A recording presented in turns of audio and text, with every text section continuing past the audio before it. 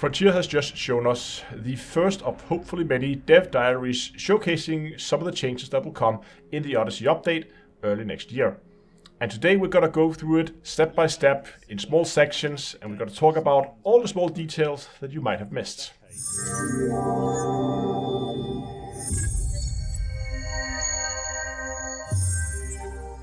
Hello ladies and gentlemen, and welcome back to Elite Dangerous with Down to Earth Astronomy. So let's go ahead and let's take a look at this first dev diary.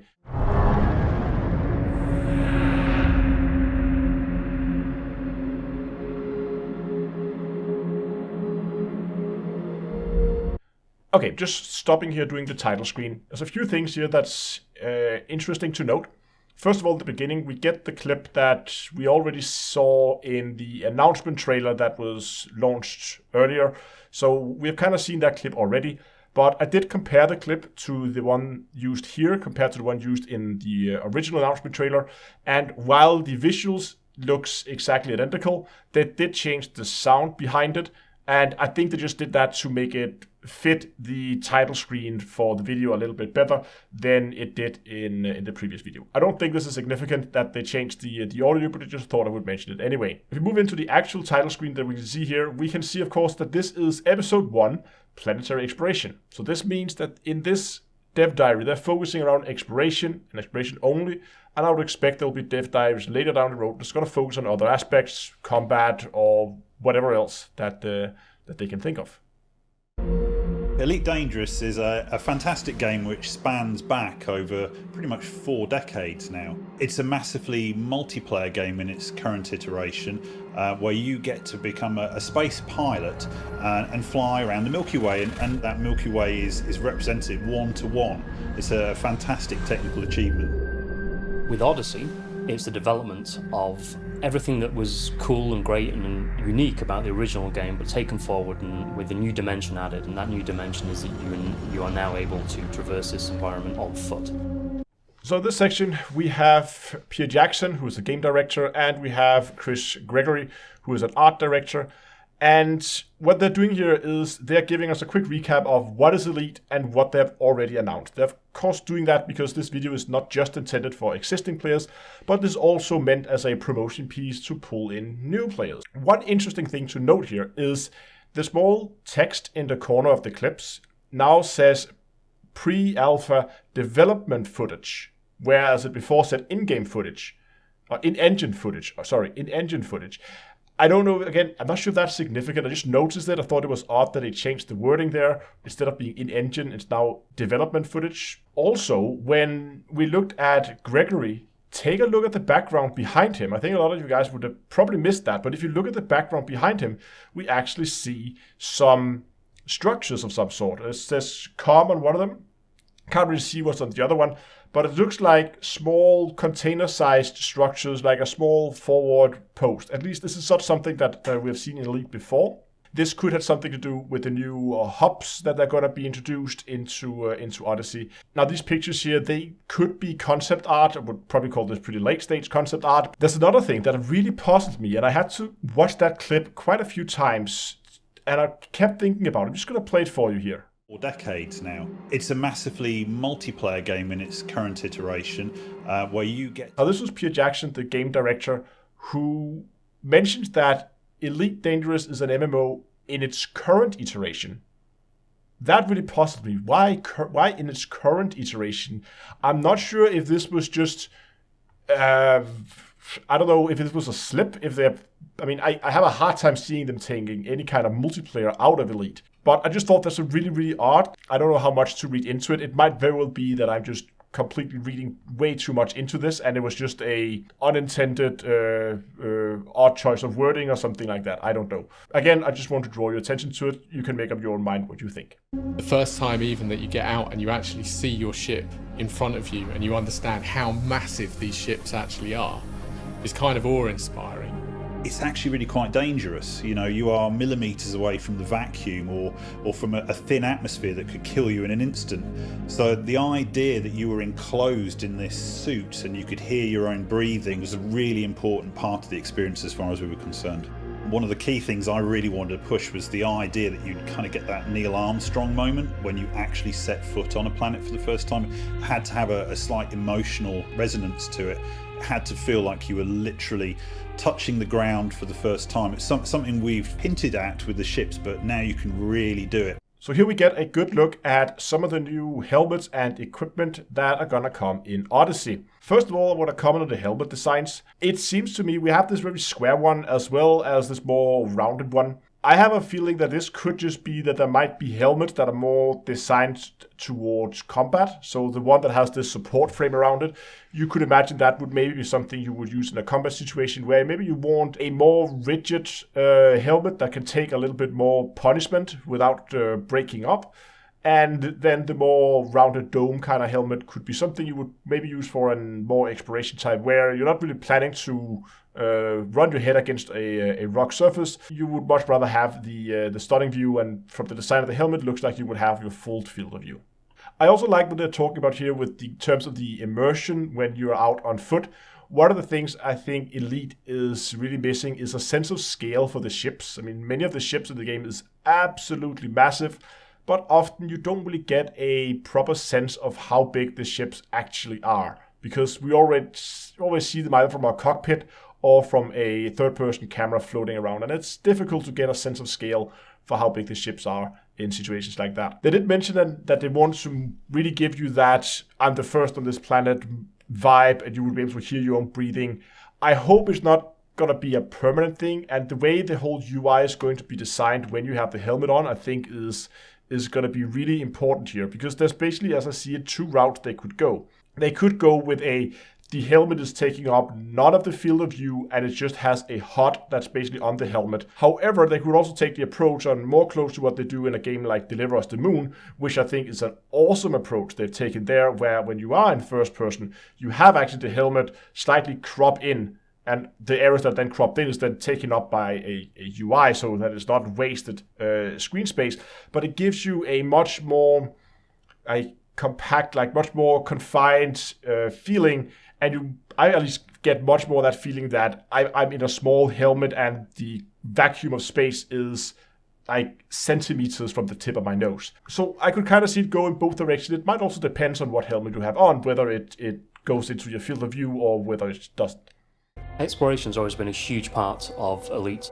What's new is the fact that for the first time you'll be able to visit planets with light atmospheres. We have all of the data for these worlds that we create, which planets have what types of atmospheres, their surface pressures, composition, their temperature. Now we get to recreate it for you to explore. We're really striving to make our planets look fantastic from an on-foot perspective, where you can get much, much closer to them. This is both with new rocky planets and new ice worlds, which look absolutely incredible. Worlds heavy in ice will end up with ice world specific formations. You'll end up with linear palimpsests, cryovolcanism. On worlds which are more rocky, you will end up with your mountains, your canyons, your ridges, your seas, basins like on the moon. So here we get some pretty strong hints about what types of planets is going to be included in Odyssey as new landable planets. Now we know new planets are going to be available, but we here we have, it was Chris Gregory again, who says that we're going to be able to visit planets with a light atmosphere. So this means nothing like what we see on, let's say, Venus, for instance. Venus has a very, very thick, heavy atmosphere.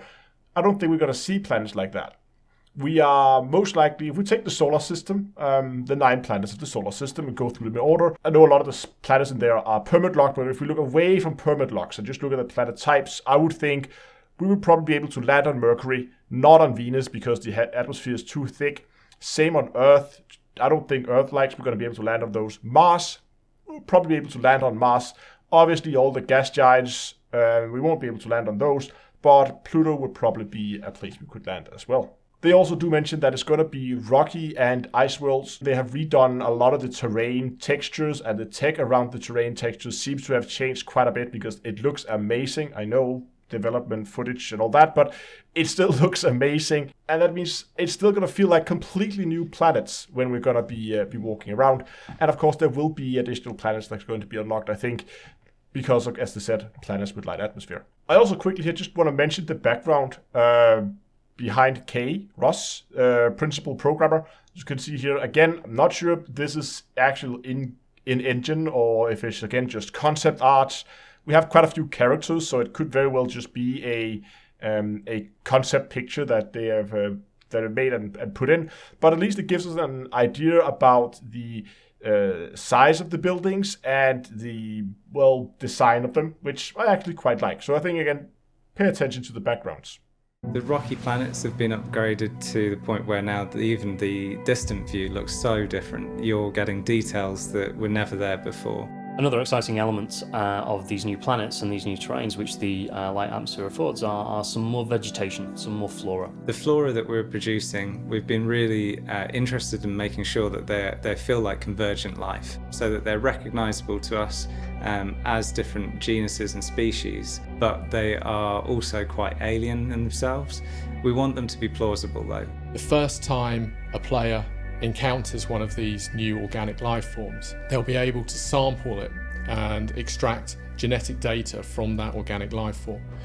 They can then log that in their codec, but also take back some of that genetic information as data and then trade that for rewards back at starports and planet ports. Elite has always had a great heritage in allowing people to explore and rewarding them for finding things, and obviously we're going to continue that on foot. So we've got billions and billions of planets out there, and we're really wanting our community to engage, go into the black, set foot on new planets, get that moment where they are the first to set foot there and be able to report that back in. Exploration in particular, I think, generates those kind of magical moments where it's very, very difficult to get anything close to that playing anything else. It's something that's really unique to Elite. Flora is definitely going to be a thing. We saw some pretty cool pictures. I personally like the designs. I think they look pretty good. Probably something you would expect to find on a more deserty, dry world for the way those plants looked. And we also, as we could see, get a new tool that we're going to be able to use to essentially scan the plants and collect data from them. It doesn't sound like we're going to be able to harvest them. It sounds like it's just basically another level of scanning you can do on planets, further extending the exploration game loop. This has actually made exploration into a quite long game loop now. I mean, you arrive at a system, you honk your FSS scanner, you pinpoint the location of the individual planets, you figure out which ones you like, the things you're interested in, you go, you map them. And if you can land on them now, you also land on them, explore various spots, you go out, you find plants. I could easily see an explorer spending hours in one system just exploring around, finding plants on different types of planets that they maybe haven't seen before, or something like that. I think what Odyssey really represents for our players is the fulfillment of the promise that we made right at the very start of Elite, that we would finally allow people to get out of their ships and walk on planetary surfaces. We have the full scale. You can fly from one end of the galaxy to the other, and now you can land on some of the planets and explore them on foot.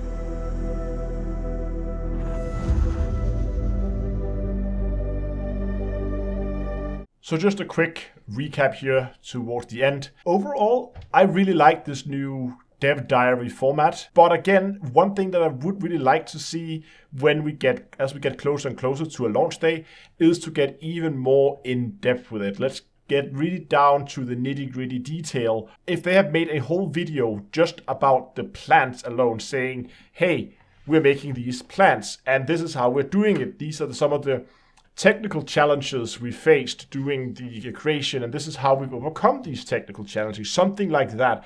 But again, I know I have a very technical, some would say very nerdy approach to games like Elite Dangerous, and there's definitely some truth in that. I wouldn't mind that they went even deeper with these dev diaries and made them more of a, hey, look at this cool stuff we made, rather than a promotional video. One thing is for sure, I am very much looking forward to the changes that are coming in the early 2021. And if you want to keep yourself updated with the latest changes in Elite Dangerous, then stay tuned to this channel by going down and hitting the subscribe button. Thanks a lot for watching, guys. I hope you enjoyed this video. If you did, give a like, and until next time, I will see you guys in space.